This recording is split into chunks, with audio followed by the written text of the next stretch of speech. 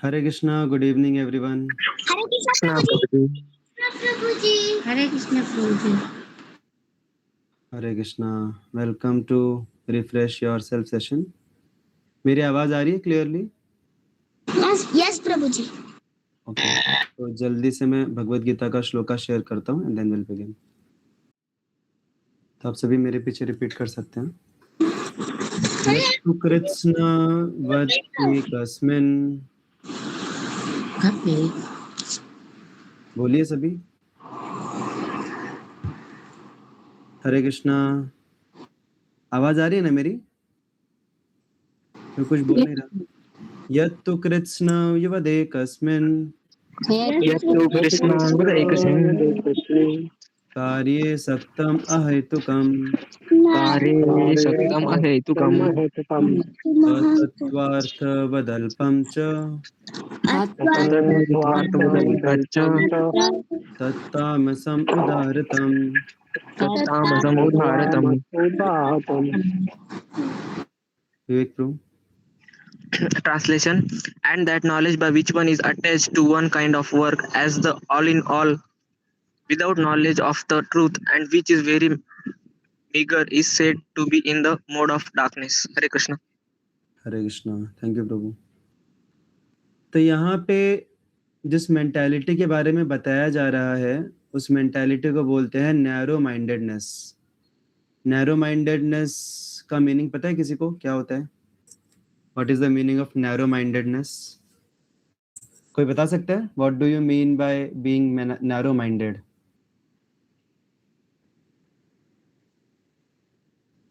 हिंदी में क्या बोलते हैं उसको?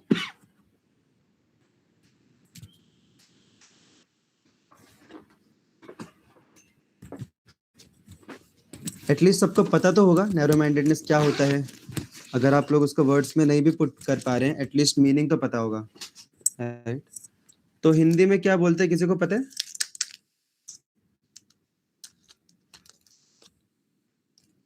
तो नैरो माइंडेडनेस को हिंदी में बोलते हैं छोटी बुद्धि रखना, या फिर एक ही पर्सपेक्टिव से चीजों को देखना, दुनिया को एक ही पर्सपेक्टिव से देखना, उसको बोलते हैं नैरो माइंडेडनेस। और नैरो माइंडेडनेस का उल्टा क्या होता है?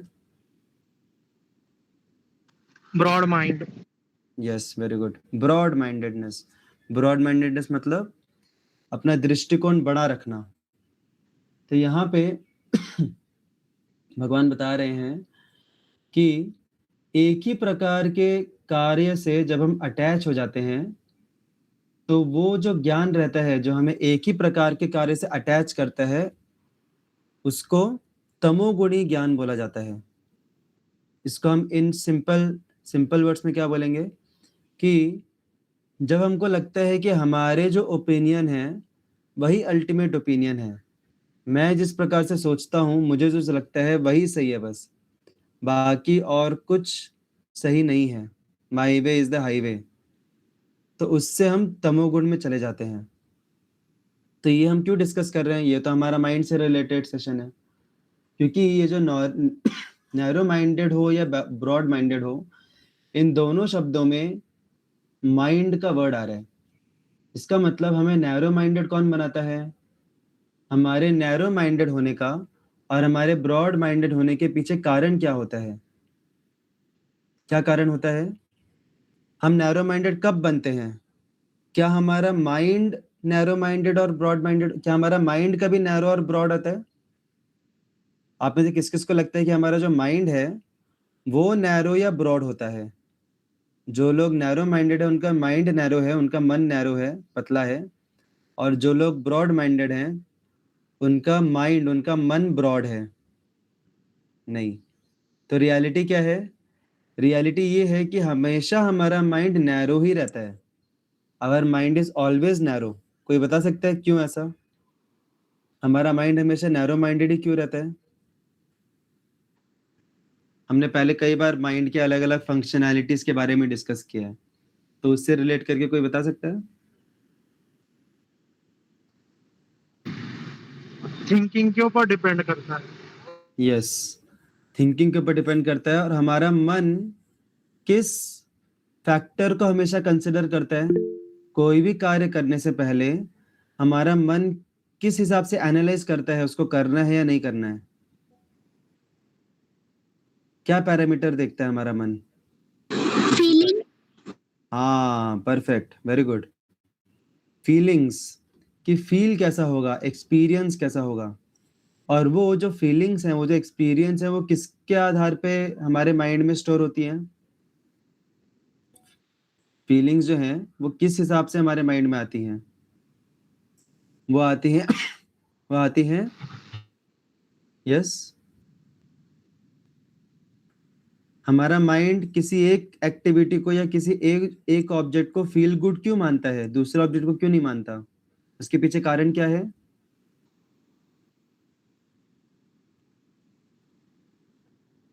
उसके पीछे कारण है पूर्व अनुभव, past experiences, right? Past experiences हमारे मन में आके स्टोर होते हैं, और उस पास्ट एक्सपीरियंस के जो इम्प्रेशंस रहते हैं उसके हिसाब से हमारा मन प्रॉम्प्ट करता है कि ये अच्छा है और ये खराब है, इसमें फील गुड होगा, इसमें फील नॉट गुड होगा। तो माइंड हमेशा नैरो है, क्योंकि माइंड पूर्व अनुभवों के परे कुछ सोच ही नहीं सकता। माइंड जो है उसमें जो इम्प्रेशंस हैं, जो एक्सपीरियंसेस है पहले के, उनके बियॉन्ड और कुछ आएगा ही नहीं माइंड से, क्योंकि माइंड का काम ही नहीं है वो। माइंड का काम है पास्ट एक्सपीरियंस के हिसाब से प्रॉम्प्ट करना, that is the only work of mind. तो माइंड हमेशा नैरो माइंडेड है। नैरो माइंडेड व्यक्ति किसको हम बोलते हैं?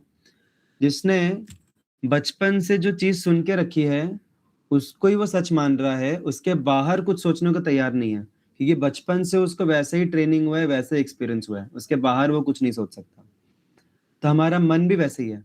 हमारे मन को शुरू से जो भी एक्सपीरियंसेस मिले हैं उसके बाहर हमारा मन नहीं सोच सकता। तो मन हमेशा नैरो माइंडेड है, लेकिन ब्रॉड माइंडेड होना या नहीं होना ये हमारा चॉइस है। अगर हम अपने जीवन को सिर्फ अपने मन के आधार पे जीते हैं तो हमेशा हम नैरो माइंडेड रहेंगे, क्योंकि मन नैरो माइंडेड है और हम मन के आधार पे अपने जीवन को जी रहे हैं, तो हम भी नैरो माइंडेड हो जाएंगे।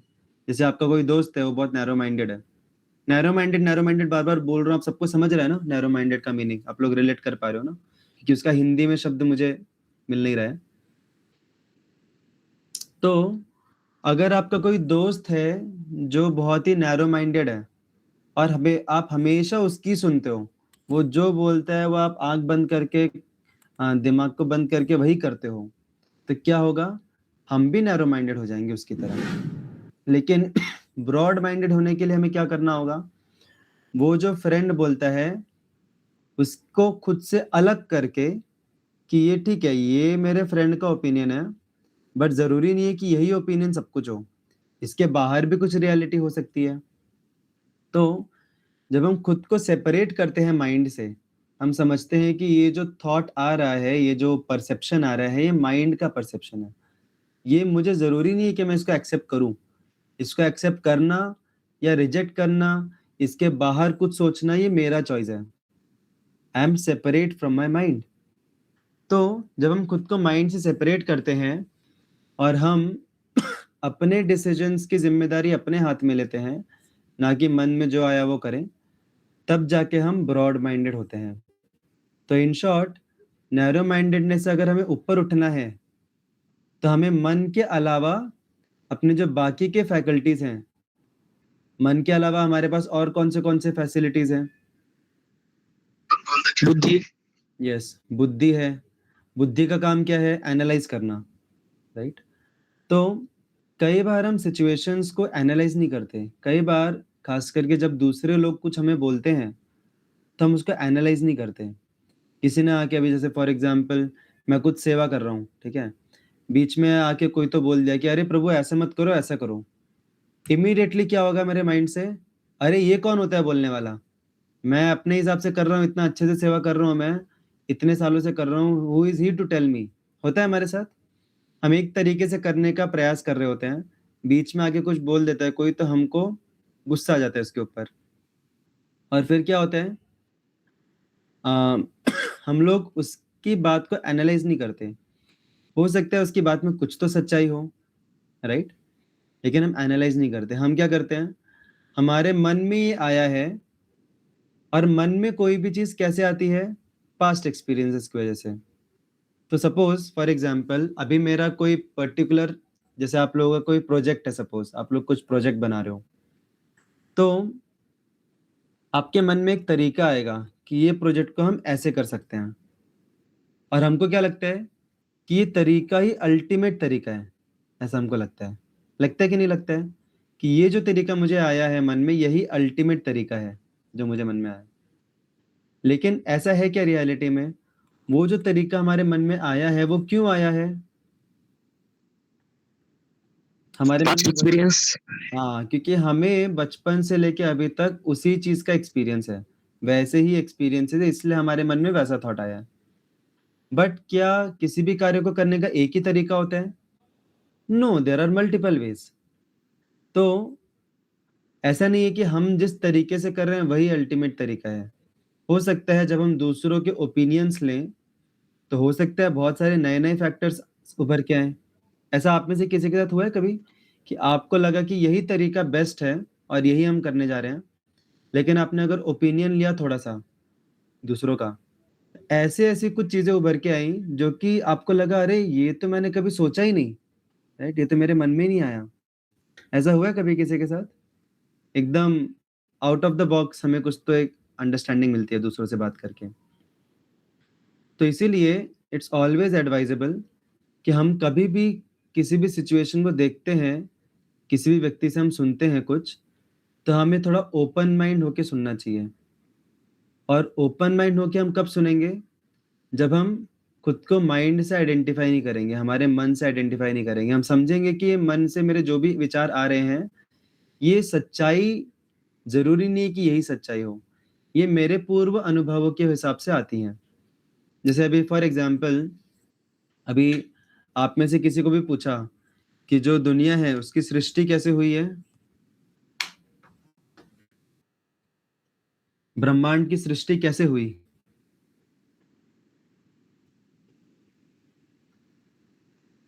यस, नेचुरल आंसर आएगा बिग बैंग। कौन-कौन बोलता है ब्रह्मांड की सृष्टि बिग बैंग से हुई है? ये थम्स अप। अरे तेजस प्रभु ने चैट में लिखा बिग बैंग और फिर थम्स डाउन कर रहे हैं। Okay, so I think you are telling a general opinion, but your opinion is not like that. Am I right? या तो हम लोगों को माइंड में फिट हो गया है ये एकदम। मतलब किसी ने अगर नींद से भी उठा के पूछा आपको कि दुनिया की शुरुआत कैसे हुई, तो नींद में सोते-सोते भी आप यही जवाब दोगे बिग बैंग, राइट? क्योंकि इतना हमारे माइंड के अंदर ये फिट हो गया है। क्यों? क्योंकि बचपन से वो पढ़ते आ रहे हैं। लेकिन अगर कोई व्यक्ति आपको बोलता है कि बिग बैंग से नहीं हुआ है, तो दूसरे तरीके से हुआ है, तो आप में से कौन-कौन ने एटलीस्ट उसको सुनना चाहोगे कि ठीक है, एक्सप्लेन किस तरीके से हुआ है? यस, तो you all are broad minded. लेकिन नैरो माइंडेड व्यक्ति क्या बोलेगा? "एह! ऐसे थोड़ी होता है। बिग बैंग से ही हुआ होगा, और कोई तरीका थोड़ी है दुनिया की शुरुआत होने का। There is no other way." क्योंकि उसके मन में उसके अलावा और कुछ आया ही नहीं एक्सप्रेशन। अभी तक उसने और कुछ एक्सपीरियंस ही नहीं किया ना बचपन से, वही चीज़ एक्सपीरियंस किया। तो हमें थोड़ा-सा ब्रॉड माइंडेड होना चाहिए, और हमें समझना चाहिए कि मेरे जो परसेप्शंस हैं, ज़रूरी नहीं है वो एब्सोल्यूट हो हर बार, वो मेरे माइंड की वजह से आ रहे हैं, और मेरे माइंड में क्यों आ रहे हैं, वो मेरे पूर्व एक्सपीरियंस की वजह से आ रहे हैं। कई बार हमें लोगों के बारे में भी परसेप्शंस रहते हैं। कोई व्यक्ति ने सपोज़ कोई व्यक्ति है वो मोटा है, राइट? तो इमीडिएटली हमारे मन में क्या आएगा उस मोटे व्यक्ति को देख के? कितना खाया होगा? हाँ, परफेक्ट। कितना खाया होगा, कितना फूडी है ये व्यक्ति, राइट? हब्सी है, कभी-कभी लोग बोलते हैं कितना हब्सी है रे। तो ज़रूरी है क्या कि सिर्फ़ खाने की वजह से लोग मोटे होते हैं? Is it like that? Not necessarily. कई लोगों को बीमारियाँ होती हैं, राइट? कुछ बीमारियाँ ऐसी होती हैं जिसमें व्यक्ति का वेट बढ़ता है बिना कुछ खाए-पिए भी।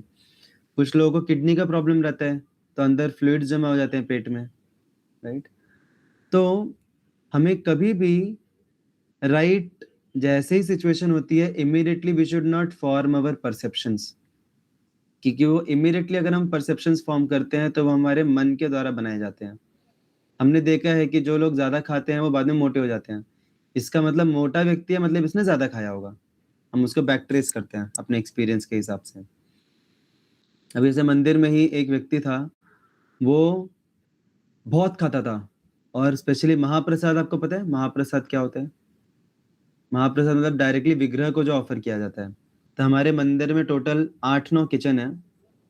एनवीसीसी कैंपस में 8-9 किचन है अलग-अलग, और उस उनमें से एक किचन है जिसको डीटी किचन बोलते हैं, जिसमें जो भी भोग बनता है वो डायरेक्टली विग्रह को जाके अर्पण होता है। राधा वृंदावन चंद्र के लिए भोग लगाया जाता है उसको। और जितने भी किचन हैं उनमें से सबसे टेस्टी जो बनता है प्रसाद, वो बनता है इस डीटी किचन में। सबसे टेस्टी और सबसे पौष्टिक बनता है डीटी किचन। आपको मैं सीक्रेट बता रहा हूँ अभी।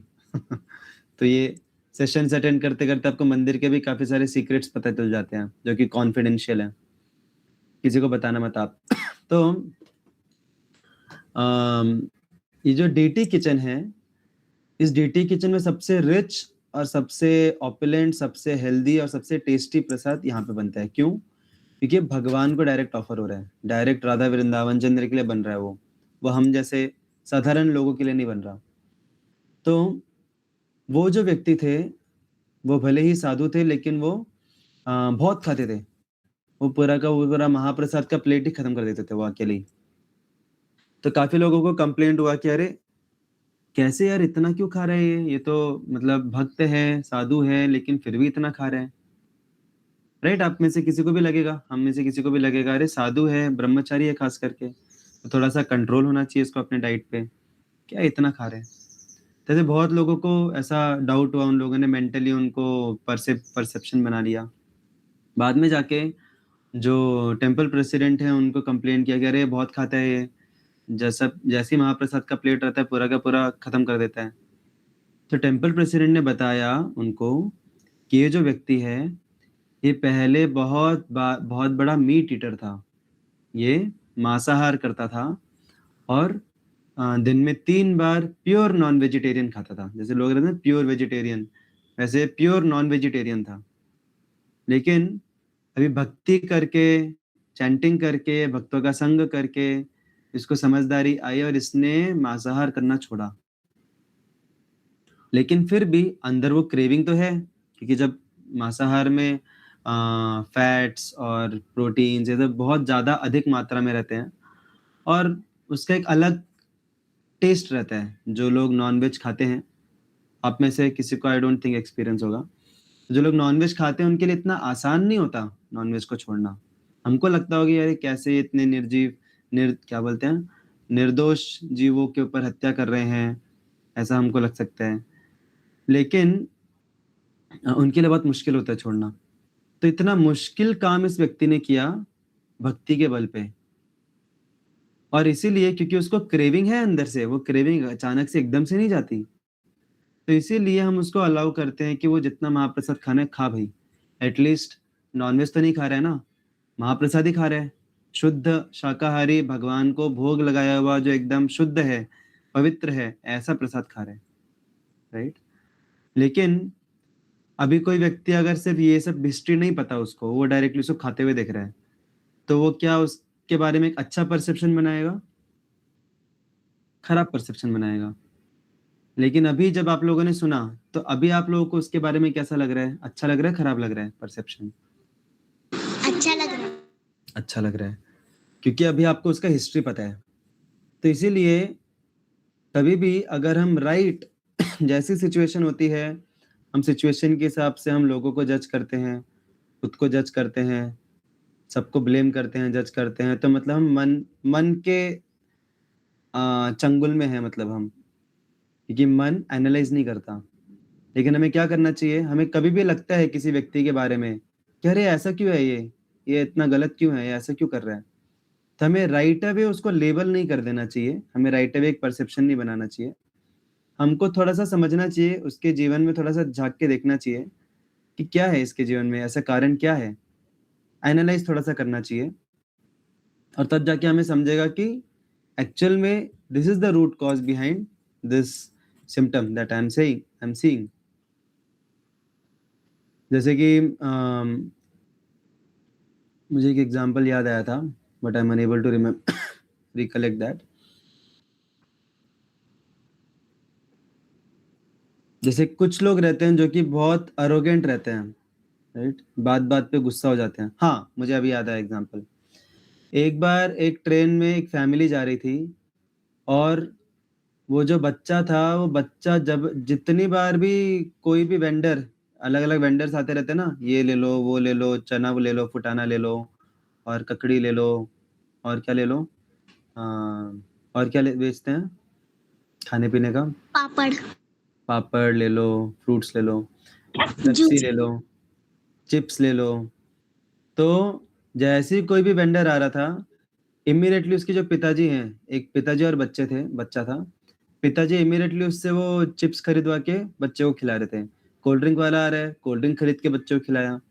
फिर कुछ भी जो भी आ रहा है, समोसा वाला है, समोसा खरीद के बच्चे को खिलाया। कंटिन्यूअस लोग खिलाए जा रहे हैं। तो हमारे इस्कॉन के एक डिवोटी ये शेयर कर रहे थे। तो वो डिवोटी ने बोला कि अरे क्या है ये? कैसा पिता है ये? अपने बच्चे को बिगाड़ रहा है और बच्चा भी खाए जा रहा है, कितना खाएगा? पेट है कि कुआँ है? ऐसा वो डिवोटी सोचे। उसको उसके मन में गलत परसेप्शन फॉर्म हो गया उसका। लेकिन जब वो नीचे उतरे और थोड़ा बातचीत हुआ तो पता चला कि उसके पिछले ही दिन वो जो बच्चा है उसकी माँ गुजरी थी। मतलब वो जो उसका पति है, सॉरी बच्चे का जो पिता है, उसकी wife she left the body, उसकी मृत्यु हुई थी, मतलब बच्चे की माँ गुजरी थी। तो वो जो पिताजी हैं वो इसको इतना क्यों खिला रहे थे, जिससे कम से कम वो एंगेज रहे, उसका माइंड एंगेज रहे खाने पीने में, वो रोना ना शुरू कर दे। क्योंकि जैसे ही थोड़ा सा खाली बैठेगा वो रोना शुरू कर देगा अपनी माँ की याद में। छोटा बच्चा है तो छोटे बच्चे ऐसे डाइवर्ट हो जाते हैं। तो यहाँ पे क्या हुआ, क्योंकि उसको पता नहीं था, उसने एक परसेप्शन बना लिया उस व्यक्ति का। लेकिन जब उसको थोड़ा सा इन्फॉर्मेशन मिला उसके बारे में, बैकग्राउंड के बारे में, तब उसको समझा कि उसने कितनी बड़ी गलती की ऐसा परसेप्शन बना के। तो इसी प्रकार से हमें कभी भी कोई कुछ दिखता है या फिर कोई व्यक्ति कुछ ओपिनियन प्रकट करता है अपना, हमें डायरेक्टली उसको निगेट नहीं कर देना चाहिए। हमको क्या लगता है कि इसका ओपिनियन मुझसे अलग है, इसका मतलब या तो ये गलत है या तो मैं गलत हूँ, राइट? मेरा ओपिनियन ही अल्टीमेट रियलिटी है। तो अगर कोई दूसरा व्यक्ति कोई दूसरा ओपिनियन बोल रहा है, इसका मतलब या तो वो गलत है या तो मैं गलत हूँ। बट मैं कभी गलत हो सकता हूँ क्या? क्या मैं कभी गलत हो सकता हूँ? नहीं, मैं कभी गलत नहीं हो सकता। ऐसे एक मेरे को एक कोट याद आया, एक फनी कोट है, हमारे घर पे दीवार पे लगा हुआ था एक, कि I may not be always right but I am never wrong. ये कोट है, I may not be always right but I am never wrong. तो ऐसा हमको लगता है कि ठीक है, भले ही सही हो या नहीं, बट मैं गलत कैसे हो सकता हूँ? तो इसके बाद ऑप्शन क्या बचता है फिर? एक ही ऑप्शन बचता है कि वो सामने वाला गलत है, सिंपल एज दैट। हम कभी भी वैरायटी ऑफ ओपिनियंस को अकोमोडेट नहीं कर पाते। हम कभी ये नहीं सोच पाते कि ऐसा भी हो सकता है कि मेरे ओपिनियन भी सही हो और उसका ओपिनियन भी सही हो, बट वो अलग-अलग एंगल से सही हो। हम कभी ये नहीं सोच पाते। तो ब्रॉड माइंडेड होने का मतलब यही है कि हम दूसरों के ओपिनियंस को भी एक्सेप्ट करें, राइट अवे उनको रिजेक्ट ना करें। अगर हमको फिर भी लग रहा है, अगर फिर भी हमको हमारा ईगो हर्ट हो रहा है कि अरे मैंने कुछ बोला और सामने वाले ने कुछ और ही बोल दिया, तो हम ईगो पे ना लें उसको। और ईगो पे नहीं लेने के लिए हमारा प्रॉब्लम क्या है, हमको हैप्पीनेस मिलता है अपने ओपिनियंस के बलबूते पे। We are dependent on our opinions, we are dependent on our opinions for our happiness. मेरे ओपिनियन को प्रामाणिकता मिली मतलब मुझे हैप्पीनेस मिलेगा। तो जब हमको समझेगा कि we are not our mind, we are separate from our mind, हम मन से अलग हैं, हम इन ओपिनियन से अलग हैं, हम आत्मा हैं, वी आर द सोल। और सोल का प्लेजर स्पिरिचुअलिटी प्रैक्टिस करने से मिलता है। तो जब हम स्पिरिचुअल प्लेजर एक्सपीरियंस करेंगे मेडिटेशन में, चैंटिंग में, फिलोसॉफी को समझने में, शास्त्रों की स्टडी से, तो इससे हमारे जब सोल को नरिशमेंट मिलेगा, तब जाके हम हैप्पीनेस के लिए माइंड के ऊपर डिपेंड नहीं करेंगे। और तब जाके फिर ठीक है, मेरे ओपिनियंस को किसी ने कुछ और बोल दिया, हो सकता है मेरे ओपिनियन में कुछ गलती हो, या तो हो सकता है दोनों के ओपिनियन सही हो। ऐसे करके हम अकोमोडेट कर पाएंगे। हम खुद की हैप्पीनेस सिर्फ ये शैलो ओपिनियंस और मेंटल विम्स जो है उनके ऊपर नहीं ढूंढेंगे हम। We will see the things objectively. तो जितना ज्यादा हम स्पिरिचुअलिटी प्रैक्टिस करते हैं, उतना ज्यादा हम खुद को माइंड से सेपरेट कर पाते हैं। क्योंकि स्पिरिचुअलिटी प्रैक्टिस करने से क्या होता है, हमें रियलाइजेशन आता है कि हम क्या हैं। हम क्या हैं? आत्मा। We are not this body. हम ये शरीर नहीं है, हम ये माइंड नहीं है, हम आत्मा है। We are separate from this mind and body. और जब ये रियलाइजेशन आता है तो फिर हम माइंड से खुद को सेपरेट करते हैं। और जितना ज्यादा हम माइंड से खुद को सेपरेट करेंगे, उतना ज्यादा हम ब्रॉड माइंडेड हो पाएंगे, क्योंकि माइंड से हम अलग होके कुछ सोच रहे हैं। तो spirituality makes us broad minded. जितना अच्छे से हम स्पिरिचुअलिटी प्रैक्टिस करते हैं, स्पेशली मेडिटेशन करते हैं, चैंटिंग करते हैं, उतना ज्यादा हम ब्रॉड माइंडेड होते हैं जीवन में, क्योंकि हमारा माइंड से हमारा एक सेपरेशन बढ़ता है स्पिरिचुअलिटी प्रैक्टिस करने से। We can come out of this mode of darkness. तो इन शॉर्ट हमने सीखा आज के सेशन में कि हमारा माइंड हमेशा एक्सपीरियंसेस के हिसाब से प्रॉम्प्ट करता है, इसलिए माइंड हमेशा नैरो माइंडेड है। लेकिन हमारे पास चॉइस है कि हमें नैरो माइंडेड रहना है या नहीं रहना है। अगर हमें ब्रॉड माइंडेड रहना है तो हमें खुद को मन से सेपरेट करना पड़ेगा, और हमें राइट अवे सिचुएशन को देख के डायरेक्टली हमें लेबल नहीं करना चाहिए लोगों को, या कंक्लूजन पे नहीं आना चाहिए। इमीडिएट रिस्पॉन्स जो रहता है ना, वो हमें नैरो माइंडेड बनाता है। थोड़ा सा हमें पॉज रखना चाहिए, थोड़ा सा सोचना चाहिए, विचार करना चाहिए। और ये जो प्रोसेस है, ये जितने हद तक हम स्पिरिचुअलिटी प्रैक्टिस करते हैं, उतने हद तक हम थोड़ा सोच समझ के, थोड़ा पॉज लेके, खुद को माइंड से सेपरेट करके, ईगो से सेपरेट करके हम डिसीजंस ले पाते हैं और अंडरस्टैंडिंग बढ़ा पाते हैं अपना जीवन के बारे में और लोगों के बारे में। So spirituality in short makes us broad minded. Hare Krishna. Thank you so much.